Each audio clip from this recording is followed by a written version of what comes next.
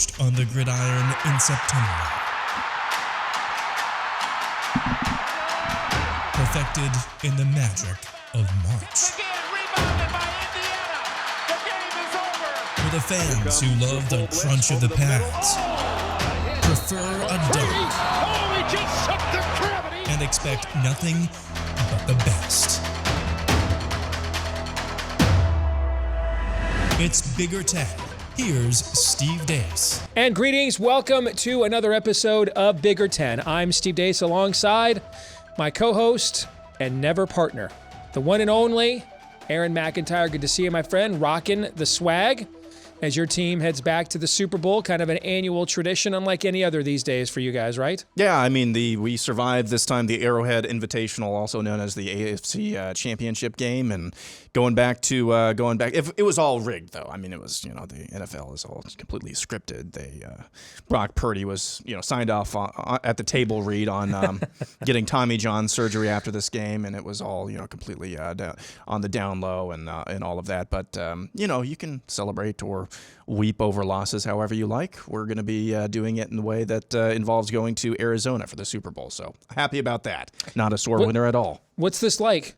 I mean, I'm a Detroit Lions fan. We haven't hosted a playoff game since we opened Ford Field in 2005. We haven't won a playoff game since my senior year in high school in 1991. We've never hosted the NFC Championship game. We're the only original franchise left that's never been to the playoffs. To the Super Bowl. And we have the longest drought in all of American team pro sports between division titles. We haven't won one since 1993. So can you tell me what this is like? Because this is a foreign concept to me. Well, I'm glad you exercise regularly because my wife turned to me on Sunday night and said, "Aaron, you are pale." My heart rate went from, making me red or whatever. My blood pressure went from making me, I was pale. I mean, and that's basically every Chiefs playoff game, it seems like, almost. So let's get to some football talk. Are you ready to do that? Let's go. So today that we're recording this is actually the late signing period. Next week here on the channel, we are going to unveil the very first team total talent ratings. These are roster talent ratings, not team rankings. But we're going to unveil the first team total talent rating for 2023. All right, we'll do it. We'll look at Michigan specifically on Michigan Podcast. We'll look at the Big Ten and a broader picture here next week on Bigger Ten. And we'll incorporate the recruiting classes, and all the final rankings will be in there. So that'll be next week. But this week, the transfer portal has become the last couple of years, at least as big as signing day, particularly for some programs in our league like Michigan State. We saw some programs were not used to hitting the transfer portal hard. Penn State and Michigan hit it very hard this year. We have maybe seen Luke Fickell rebuild Wisconsin's roster on the fly here via the transfer portal. So I thought for the first time ever, we should give it its own show, if you don't mind, given its impact. Agreed. All right. And so what we're going to do is our friends, not that we know them, but we just buy a lot of their stuff. Our friends over at Athlon Sports has put together an in-depth look at the key transfer portal additions on offense and defense for every team in the Big Ten. We're going to open up the episode this week going through their write-up. And afterwards, I'm going to let you play buy, sell, or hold, Aaron. Sure. Okay? Buy that you think this roster is poised to be an improvement. Yeah. Sell that you don't. Hold that you think about what I thought they were as a team last year. Okay? Sounds good. All right, fair enough. All right, let's begin. So we're going to do this alphabetically. Let's start in the East Division with Indiana. Athlon's writes, Connor Bazelak transferred to Bowling Green at quarterback, and Dexter Williams II is on the mend from a serious knee injury. That leaves Taven Jackson, a transfer from Tennessee, who is a 4-star recruit in the 22 class and played no meaningful football. He could be the starting quarterback this fall for the Hoosiers. And on defense, they mentioned Andre Carter, who is a very sought-after transfer portal target out of Western Michigan. Indiana's defense was last in the Big Ten last year, averaging about 34 points a game. Has to be a killer for Tom Allen as a defensive guy. They've brought in 10 transfers on defense. That's almost an entire unit. Carter was phenomenal the last couple of years at Western Michigan, 28 tackles for loss, 12 and a half sacks, over 47 games. Buy, sell, or hold that the transfer portal points to the Hoosiers being better, worse, or about what they were last year? Well, I think they'll be better on defense, but you cannot, as you always say, hide your quarterback, and there's just too many. If it's a quarterback that I'm not sold on, it's going to be a sell on the entire team for me. If in this case, somebody who's never taken meaningful snaps, maybe he'll turn out to be just a rock star. But for now, I'm selling that this overall team will not be. It will be better. All right, let's go to Maryland. Mike Loxley addressing Indy and Maryland's big needs. They had these great receiver cores the last couple of years, lost a lot of these guys to transfer the NFL draft. So he reeled in their biggest transfer, Tyrese Chambers from Florida International, had 51 receptions for 544 yards, added 3 more transfers along the offensive line as well. On defense, Athlon says take a look at Jaquan Shepard from Cincinnati. He was first team all AAC after having 10 pass breakups a year ago. Buy, sell, or hold on Maryland improving itself in the transfer portal, Aaron? Because Tua's still the quarterback there. Tua's little brother, right? Yes, Tale is back. I'm buying on this team. I like the addition of another weapon and more protection for Talia Tagovailoa. That's a good thing. And then defensively, if you can, basically this team is trying to be a poor man's, from what I see, a poor man's like Ohio State or something like that. And so if you can have somebody on the defensive side of the ball, and I think this guy is probably an upgrade from what they've had, if they can get somebody to rush the passer as well, which, they were kind of middling with last year, and then help on the outside, I think that spells good things. So overall, I'm buying. All right, next, the two-time now defending Big Ten champion. What's that like? Well, I'd forgotten, but it's really nice. I'm remembering how much I liked it growing up. It's been a minute. The Michigan Wolverines, their best transfer portal additions, according to Athlons. And, Michigan clearly hit the portal hard, trying to top off what, by their standards, a fairly meh recruiting class, only rated in the top 20. So this is where they got their top line players. And it starts on the offensive line. Ladarius Henderson, Drake Nugent at Stanford. Second year in a row that Michigan has brought in a transfer center who was a Remington Award semifinalist or finalist. That's Nugent from Stanford. Henderson, a former team captain at Arizona State, has started over 35 games at both left tackle and left guard. And then on defense, Ernest Hausman from Nebraska. I saw him actually up close and personal when Michigan played Nebraska at the Big House, and he was all over the field, man. He had 54 tackles as a freshman, was considered one of the top freshman linebackers in the country. So those are just a couple of the portal additions that the Wolverines made. Your thoughts? Buy, sell, or hold? Hard buy, I would say. I mean, you're bringing back the majority of your offensive line that's won the Joe Moore Award 2 times in a row. Right. That's a good thing. You're bringing back your quarterback who started in a college football game, playoff game. I'm not sure. Let's see. Is Ronnie Bell gone now? Ronnie Bell is gone now. Yeah, he's at the Senior Bowl right now, actually. Yeah, that's what I thought I saw. So, you're going to have some guys that are going to have to step up on the outside, but that's not really the style of ball you play because Blake Corum is coming back. And then Ernest Hausman, yeah, I mean, he was highly, highly coveted. Iowa tried to make a huge push for him. So I think overall this is a hard buy for me. All right, let's go to Michigan State, which has kind of been the one of the Big Ten trailblazers under Mel Tucker in utilization of the transfer portal. Best offensive addition, according to Athlons, is running back Nathan Carter from UConn, Jaron Mangum from South Florida, USF. They're trying to boost a running game that was only 12th in the Big Ten last year. How about Mangum rushing for 15 touchdowns the previous year? He was hurt back in 2022. Also, Carter was hurt as well. So both of these guys are coming off of injuries. On the defensive side for Michigan State, Tunmise Adelaide, I think that's how it's pronounced, from Texas A&M, was ranked one of the top defensive linemen in the 22 signing class.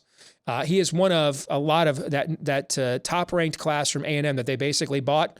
Several of those guys transferred out after 1 year. He is one of them. They're trying to bolster a defense that was 12th versus the run. So you see Michigan State 12th running the ball. Big difference with no Kenneth Walker. 12th against the run. They just got dominated at the line of scrimmage last year, and Mel Tucker trying to do something about that. I'm going to sell. I kind of wanted to hold, but I'm still going to sell on this team. I think they have a chance to be better, but I'm still not. I'm selling on this because I'm not sold still on Mel Tucker quite yet.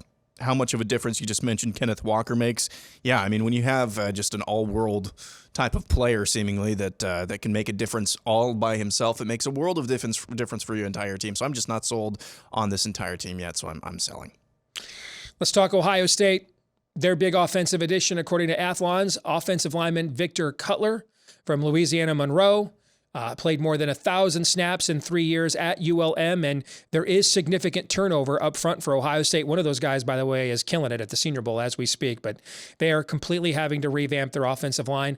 On defense, this selection is a little outdated. Just yesterday, and I can't remember the young man's name, forgive me, but Ohio State landed maybe the most coveted defensive back in the transfer portal this cycle. Freshman All-American from Ole Miss. He just committed to Ohio State over Michigan, by the way. He was down to Ohio State and Michigan, went to the Buckeyes. But Jahad Carter from Syracuse, also a solid pickup with 12 career starts, including 3 pass breakups and 3 interceptions. You think, what are you doing? Buying, selling, holding on Ohio State via the transfer portal? Overall, I'm selling because, again, questions at quarterback with the departure of C.J. Stroud. I'm selling overall. I think this sounds weird to say.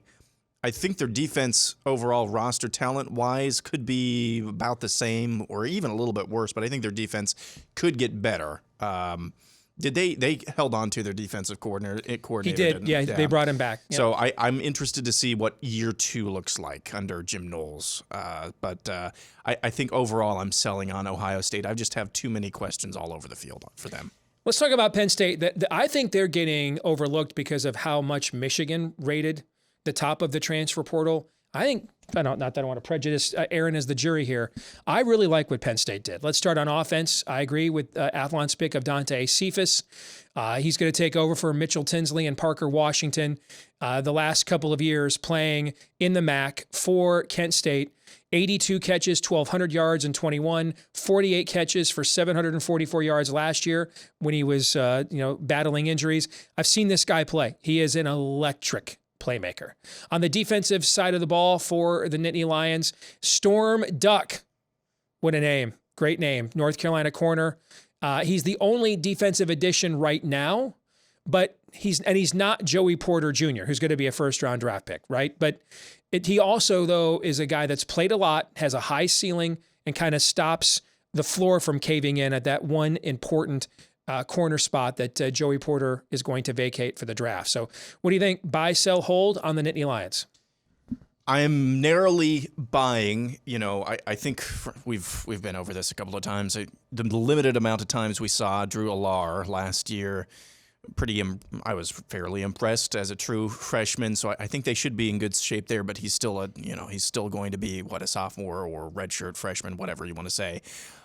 So I think it's a narrow buy. What they have been missing, from my vantage point, is that electric playmaker on offense for a couple of seasons. I think, and I have seen Cephas as well. I mean, the numbers speak for themselves, but I've seen him as well. I think he has the possibility to bring some sort of dynamic element to that offense, which they have kind of been missing a little bit, I've felt, over the last couple of years. All right, let's go to Rutgers next. Best offensive addition, Nassim Brantley from Western Illinois, who had 9 touchdowns in 10 games at the FCS level last year. And this is actually his third school. He originally started over at Sacred Heart. On the defensive side of the football, Charles Amankwa from Akron. I believe that's how that's pronounced. He is one of 3 transfers on their way to Rutgers on that side of the football. Buy, sell, or hold on the Scarlet Knights via the transfer portal. I am going to hold. I want to see Greg Schiano kind of continue to piece together some seasons here, but I'm really not sure what to make of Rutgers. They got to develop an offense. Yeah. A competent offense. So I'm holding. I'm giving Schiano the benefit of the doubt here by holding and not selling. Let's get to the West. Let's go to Illinois. Luke Altmaier lost the starting quarterback battle last year to Jackson Dart at Ole Miss. And Ole Miss loved Jackson Dart so much they went out and got two other transfer quarterbacks to beat him out, including Spencer Sanders. So I do kind of wonder how good Luke Altmaier is, although he was the number 21 quarterback recruit in the country in the class of 2020. So there has to be some talent there as well. On the defensive side of the football, what they loved that Illinois brought in, Harper, let's just say, Nicario Harper from Louisville. And he's got big shoes to fill, man. That secondary last year, Sidney Brown, I think is going to be a second-day NFL draft pick. Devon Witherspoon, I think is going to be maybe a top 10 NFL draft pick. So there are definitely some slots to fill in that incredible secondary that Illinois had a year ago. Harper from Louisville expected to be one of the biggest names, started originally at the FCS, trying to fill those spots. So what do you think? Buy, sell, or hold on the Fighting Bielemas? Sell, narrowly sell. But yeah, it's hard to replace. But Bielema has shown he can put together a defense, but it is really hard to replace a secondary like that.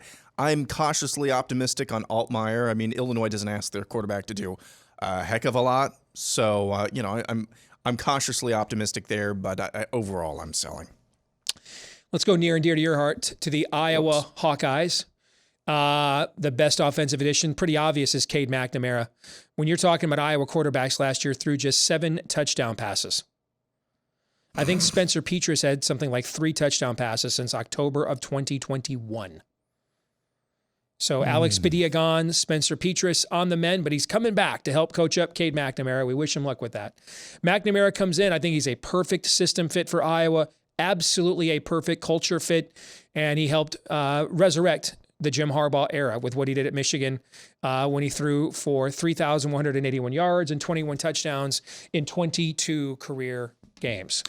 Hard buy, and there's nothing on defense. They said hard buy, it's the number one position. Kind of the same reason it was a hard sell or just a sell on me for me or on a couple of teams' quarterback situations. I think this is a definitive upgrade for sure. I think you could make, and listen, I'm not claiming I've seen every meaningful snap Cade McNamara has ever played as a Michigan fan. Okay, you're not bringing in Vince Young or Michael Vick. Okay, so but given the way Iowa plays football and in the way they want a game to look when they're successful, I think he's also your best defensive addition. If you know what I'm trying to say. Sure. Yep. The idea that 3rd and 4 is now not a slog. As an Iowa fan, have you not thought anything beyond 3rd and 2 was pretty much a slog for the last couple of years? 2nd and 9, get the punt team out. Yeah. I mean, 3rd and 4 might as well be 3rd and 14 if you're an Iowa fan. Okay. These are makeable downs that plays to your style of complementary football and strengthens a strong defense all the more by them not having to play behind the sticks on the field position side on the other end most Saturdays in Big Ten play. Yep. So I think he could be the biggest defensive addition for a team that didn't add any as well. Let's talk about Minnesota, which brought a lot back last year and is losing a lot this year. Starts with Elijah Spencer from Charlotte. Although Sean Tyler at Western Michigan, I'm surprised they overlooked him. He was one of the leading rushers in the country. But Spencer comes in with what they argue is a bigger position of need, considering the depth Minnesota typically has at tailback, even without Mo Ibrahim. We saw him get hurt 2 years ago, and they ran the ball all the way to a 9-win season, so I get that. 943 yards and 9 touchdowns last year in Conference USA. Those are good numbers in a fairly decent Group of 5 league. On the defensive side, Ryan Seelig, also from Western Michigan. Big shoes to fill at linebacker, as Athlons mentions. Had 6.5 tackles for loss at linebacker in 21, 5.5 tackles for loss at linebacker a year ago. So again, that's a guy that's at least going to be competent for you so that the floor doesn't fall out there as you're replacing guys who played very well for the Gophers over the last couple of years. So buy, sell, or hold, transfer portal, Minnesota, Aaron. I'm selling because of all of those losses, and I don't know. Do you know who's going to be quarterbacking them next year? It's the guy that took over for Morgan at the end, whose name escapes me. But he had some good moments, especially Penn State. Yeah. I'm overall selling. Just too many losses. You can't make up those losses in the transfer portal. For Nebraska, Jeff Sims at Georgia Tech was supposed to be the recruit that saved that program It just didn't work out. Kid is absolutely, though, loaded with talent. And it looks like he's going to be the replacement for the graduating Casey Thompson. Or he's going to try to unseat Casey Thompson this offseason. I guess I didn't realize Casey was coming back. Yeah, I thought Thompson was like in his senior season. But yeah, so did I. I thought he was a super senior. I'm wrong, according to Athlon, so we will defer to them. On the defensive side of the football for Matt Rule's Huskers, MJ Sherman comes in from Georgia. They've actually brought in a couple of Georgia transfers. They brought in the tight end Eric Gilbert as well. He was a top 35 recruit in 2020, but he's only recorded 15 tackles in the last 3 years, just couldn't break into a lineup that is just loaded with once and future pros. So buy, sell, or hold, Nebraska transfer portal, upgrade or not? I'm holding on them.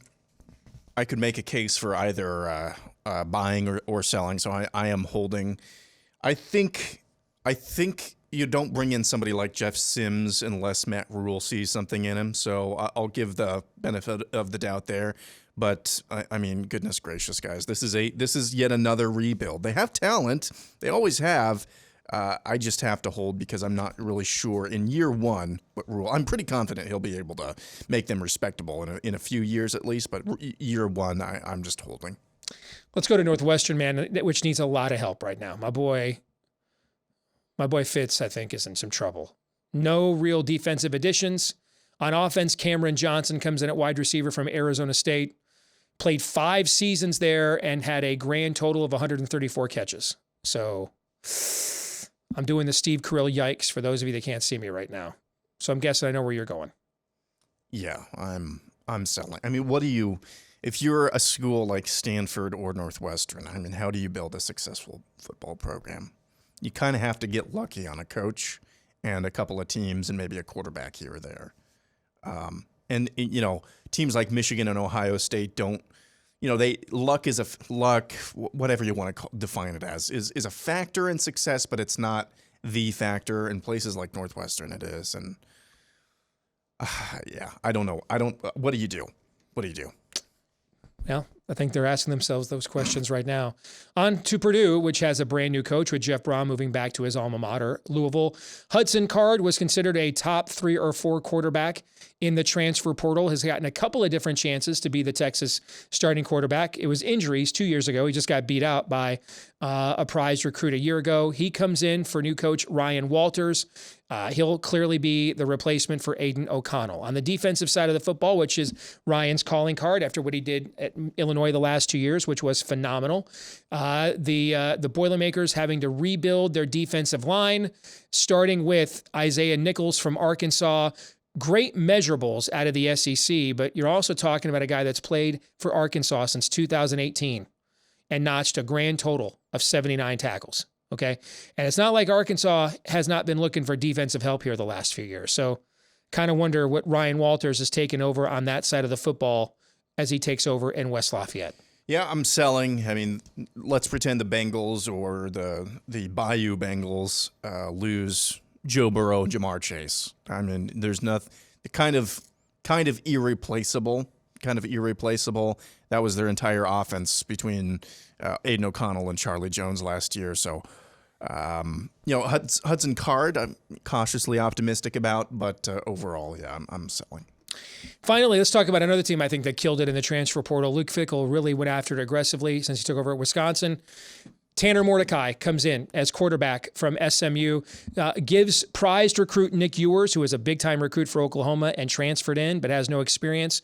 He gives him a year to grow. You look at the numbers that Mordecai posted, you're talking about 72 touchdowns over the last 2 years. You have a new offensive coordinator, Phil Longo, coming in from North Carolina. With Sam Howell, you saw the numbers he put up. Going to look a totally different style of offense in Wisconsin from what we can see and have seen going back to the Barry Alvarez era. Tanner Mordecai ain't coming here to hand the ball to Braylon Allen 40 times a game. Okay, so that's a big-time get for Wisconsin, whose quarterback room actually looks pretty strong right now overall. Jason Maitre, the defensive back from Boston College, comes in. And, I mean, he was kind of a jack of all trades and played for an outstanding defensive coach and Mark Heffley, who came from Ohio State as well. So I like what Wisconsin did. I think they're ready to hit the ground running in the West in year one under Fickell. It's really hard to in your first year as a college football coach. That's why we don't see it very often, and that's why guys sometimes get overrated if they do have a lot of success in their first season. It's just very difficult to install a new culture, a new playbook, yada, yada, yada.